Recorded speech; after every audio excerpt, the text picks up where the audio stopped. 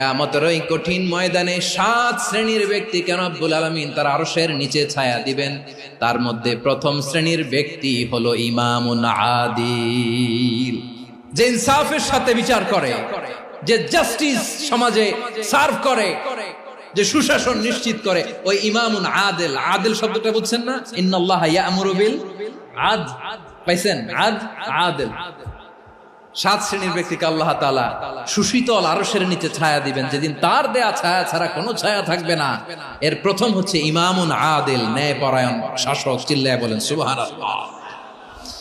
আবার বিশ্বনবী বললেন, ইন্নাল মুকসিতিনা ইনদাল্লাহি আলা মানাবিরা মিন নূর আন ইয়ামিনির রহমান। কিয়ামতের দিন যারা ন্যায়পরায়ণ হিসেবে আল্লাহর সামনে দাঁড়াবে, কিয়ামতের দিন রব্বুল আলামিন তার আরশের ডান দিকে ওই ন্যায়পরায়ণ লোকদের জন্য আরশের ডান দিকে একটা